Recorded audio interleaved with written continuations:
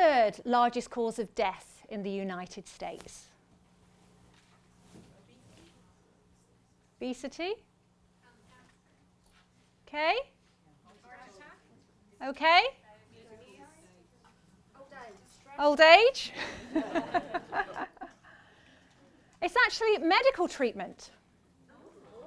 Yeah, I know. Who would have thought it?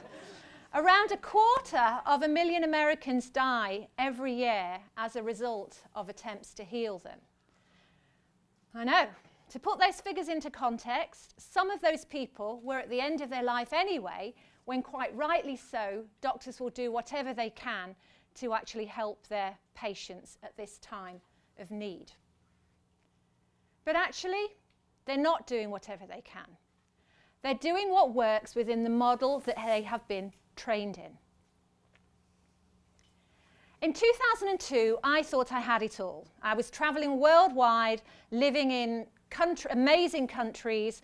I was living what some would call a dream, and I had this success through the success of my job as a business journalist. But what I soon came to realize was actually I wasn't living my dream. What I was doing was interesting and it was lucrative, but I had stopped growing. And growing is how we know that we're alive. I came to my senses in India, the 9th country I had lived in within a 4-year period, and something just felt magical about the place. And it wasn't just returning to my roots. It was the smell, the cultures, the energy, the vibe. There was just something very, very special about the country as I set foot and started walking the land. In Kerala, I was actually introduced to breathing techniques which go back centuries. And it's no accident that respiration and inspiration are words that both point to the power of drawing air into our bodies. In the Christian tradition, God breathed spirit into humans and animals. We may say that spirit winks at us from respiration and inspiration. Relaxed on a wooden bed, I had the most amazing massage I have ever had in my life. The therapists hardly touched me. Who knows what they were doing? But something inside me responded. And I knew my life was going to be about discovering how what I was experiencing in India could be shared with people who need new options in their paths to recovery. When people talk about seeing a GP, they often make allowances. We know the constraints the NHS is under mean an appointment to see your doctor will last just a few minutes. In that time, your doctor is expected to diagnose what's up with you and prescribe something that will help you. And that something is most likely going to take the form of a tablet. Hopefully that tablet will sort out whatever's going on with you. But there have been times when I've had an appointment, I didn't feel listened to, I've walked out of that appointment with a prescription, I haven't taken it to the chemist because actually I know what's going on inside me. A tablet is not going to resolve that issue. Of course, drugs can work. I really am not taking away from the power and the sense of allopathic medicine. But before now, I've gone to see a florist and had a richer, warmer chat with the florist, talked about what's going on with me, and actually walked out of the florist with a bunch of flowers that have cheered me up for a week.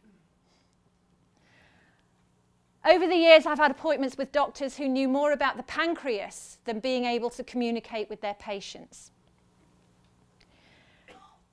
The medical model is amazing, but just like any model, it has its limitations. I've actually heard it claimed that putting money into updating the UK sewage system would have bigger health benefits than investing the same in hospitals. And that points to a fundamental truth. there are actually factors to do with social and environmental issues that make an impact on our health. These are not addressed in our current model. You could validly claim that the Indian system undervalues science. But what it does do is provide a proper way of understanding and responding to a whole person. And that may be the person's relationships, their culture, their emotions, their history. All of these things impact our health on a daily basis. And that's the future I'm committed to in the work that I'm doing now. There are many routes to greater well-being, and some ideas would have seemed impossible years ago. They're now getting taken more seriously thanks to research results. I do believe we need to be scrupulous about the ideas that we take up naturally, and history shows us that it can take time for new ideas to be accepted. And I want to share some of those ideas with you. In the 19th century, Ignaz Semmelweis was convinced surgeons should wash their hands, but doctors took offence at what he was saying, even though he could actually prove mortality rates would drop if they used disinfectant. He actually ended up getting put in an asylum. And it wasn't until Louis Pasteur and Joseph Lister took up his concepts years later that his work actually became mainstream. Today there is a scientist called Dean Radin. Dean Radin discovered that blessings have a measurable effect on people. He actually got Buddhist monks to bless tea, and he gave people random cups of it. Some of it was blessed, some of it was unblessed. The reported difference in how good people felt between those who correctly believed they drank blessed tea and those given unblessed tea who believed it was unblessed was actually around 1,000%. Skepticism about the results Radin claims is understandable, but his backers include a Nobel laureate in physics and a chair of the American Statistical Association. Even though at a physical level there's seemingly no difference between the two teas, the subjective experience he measures tells a different story. Radin hopes to do a follow-up experiment with McDonald's, and he's actually been asked to present his ideas at a pharmaceutical conference. The current generation of medical practitioners, I do believe, are more willing to embrace alternatives. They have seen people experience the benefits of herbal treatments, of meditation, and of dietary change. They're aware that we exist not just as physical beings, but as social beings whose well-being is affected from everything, from Facebook all the way to the weather. Now, I'd like to invite you to picture a medical consultation. It's some years from now. The space is calming, there's plants in the room, and there's a lovely view through the window. You've already responded to questions from an artificial intelligence, so your doctor has a pretty good idea of why you're coming to see them today. In the initial 15 minutes, which I understand is far longer than we are able to spend with the doctor today, which is around about 3 minutes, the emphasis is actually on putting the facts that they're aware of in the context of the person sitting in front of them. There's an opportunity to talk about what's going on in your life, the feelings and the fears that you may have around work, family pressures, responsibilities, relationships, all of the things that may be coming up with you on a day-to-day basis, and maybe they're just boiling up inside, and this is something that you're just not able to share in your day-to-day life. The doctor's response might be to prescribe medicine, but this is with the option of preparations made by practitioners who actually respond to an individual's personality type. Bodywork is another possibility. We are learning more and more about the fascia and the way it impacts well-being. massage and other physical interventions could also be part of this health programme. This is an area of expertise that I work in. And, you know, we know that working with this covering, I like to think of it, it's like the equivalent of a pith on a citrus fruit, and it's protecting our organs and our muscles. Conventional surgery remains an option too, of course, and then there's a wider spectrum of healing tools. We have CBT. We can also, let's hear it for counselling, let's hear it for Jungian therapy, let's hear it for hypnosis. All of these incredible tools that are there. They are there, they are being shared, but probably not at the mainstream level where actually more of us could benefit from some of these experiences.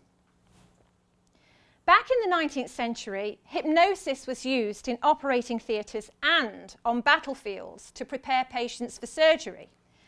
And it was only when advocates of nitrous oxide lied about their rivals, saying that people just pretended not to feel pain when their limbs were amputated, that hypnosis actually fell out of favour. Now we know that working with the spectrum of human consciousness can make a huge impact on healing. And 21st century tools and techniques make use of the latest technologies as well as ancient spiritual practices. There is work to do. We do know that the healthcare in the NHS is in a crisis, and whatever the future of the NHS, we can only benefit by exploring newer ways of thinking, older ways too. The methods I embrace are actually about sustaining health rather than dealing with illness. And this is in line with government policy, not least because supporting people to get well and stay well actually costs less than dealing with the consequences. The road ahead is a long one, and it does involve again how doctors and nurses are trained, and it's about educating people to take greater responsibility for their own well-being. All of this points to a wider range of healthcare providers and practitioners working in and responsive to the communities that they actually serve. Broadly speaking, the Western route to health is outside in. You see what's going on with somebody, you correlate that with what other people have experienced, which seems more or less the same, and you prescribe a treatment based on that conclusion.